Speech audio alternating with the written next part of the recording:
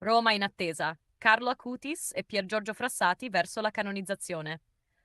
Roma, 7 settembre 2025. Piazza San Pietro è già gremita, le prime file di fedeli hanno raggiunto il Vaticano all'alba, molti dopo una notte di veglia in preghiera. In centinaia di migliaia sono attesi oggi per la messa solenne in cui Papa Leone XIV proclamerà santi Carlo Acutis e Pier Giorgio Frassati, due figure diverse per epoca e storia, ma accomunate da una fede vissuta in modo autentico e vicino alle persone. Una giornata storica. La celebrazione avrà inizio alle ore 10.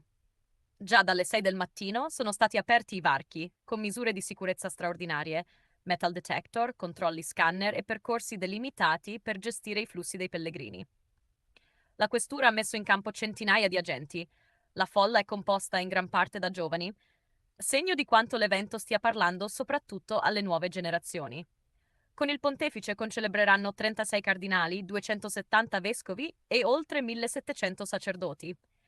La liturgia sarà seguita in diretta in tutto il mondo da televisioni e piattaforme digitali. Rai, Vatican Media e numerose emittenti cattoliche internazionali hanno predisposto una copertura speciale. Carlo Acutis, il patrono di Internet. Carlo Acutis, 1991-2006, nato a Londra e cresciuto a Milano, è considerato il primo santo millennial. Fin da bambino mostrò una straordinaria devozione e una particolare attenzione per l'Eucaristia, che definiva la mia autostrada per il cielo. Appassionato di informatica, progettò un sito web per catalogare i miracoli eucaristici nel mondo, ancora oggi visitato da milioni di persone. Il suo stile semplice e moderno, jeans, felpa, sneakers, lo rese un ragazzo come tanti, ma capace di vivere la fede con radicalità. Morì a soli 15 anni per una leucemia fulminante. Nel 2020 il corpo è stato traslato ad Assisi, dove il suo santuario è divenuto meta di pellegrinaggi.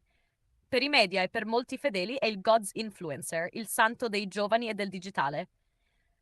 Pier Giorgio Frassati, l'alpinista di Dio. Pier Giorgio Frassati, 1901-1925, torinese, figlio di Alfredo, direttore della stampa e futuro senatore del Regno, visse un'esistenza intensa e generosa. Studente di ingegneria, appassionato di montagna, dedicava gran parte del suo tempo ai poveri, ai malati e agli ultimi della sua città. La nipote ha ricordato in questi giorni, dava tutto, ma lo si scoprì solo quando morì. Colpito da poliomielite a 24 anni, morì in pochi giorni. Ai funerali, i genitori rimasero sorpresi dalla folla di poveri che riempì le strade di Torino per salutarlo. Giovanni Paolo II lo definì l'uomo delle beatitudini, mentre i giovani scout e universitari lo hanno eletto a modello di impegno cristiano e sociale. Per la sua passione per l'alpinismo è conosciuto anche come l'alpinista di Dio. Due modelli per i giovani di oggi. Non è un caso che Leone XIV abbia scelto di canonizzarli insieme, nel pieno del Giubileo 2025.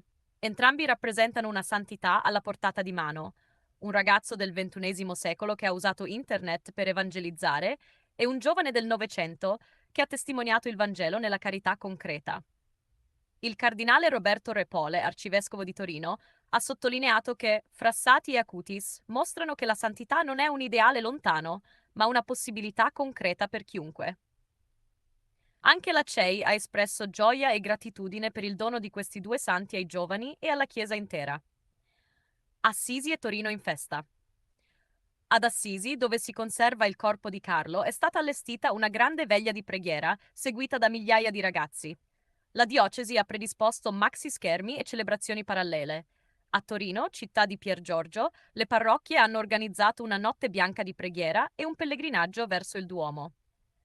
Anche Milano, a Città di Carlo, si prepara a una celebrazione di ringraziamento il 13 ottobre nel Duomo, in coincidenza con la memoria liturgica del nuovo santo. La voce delle famiglie. Antonia Salzano, madre di Carlo, ha raccontato più volte l'umanità del figlio. Non guardava mai se stesso, ma cercava chi aveva bisogno. Per lui la tecnologia era uno strumento per diffondere il bene. Anche la famiglia Frassati, rappresentata dalla nipote Wanda, ha sottolineato la discrezione e la forza di Pier Giorgio. Era un ragazzo normale, ma con una fede che lo portava sempre verso gli altri. L'attesa. Tra poco Leone XIV pronuncerà la formula solenne che iscriverà i loro nomi nell'albo dei santi. In piazza San Pietro, sotto gli arazzi che ritraggono i volti sorridenti dei due giovani, migliaia di bandiere, canti e preghiere riempiono già l'aria. Oggi la Chiesa universale accoglierà due nuovi santi, un quindicenne del nostro tempo e un ventiquattrenne del secolo scorso, diversi nello stile, ma uniti da un'unica testimonianza di fede e amore. Due storie che dicono ai giovani di oggi che la santità è possibile e che si può vivere con semplicità, passione e gioia.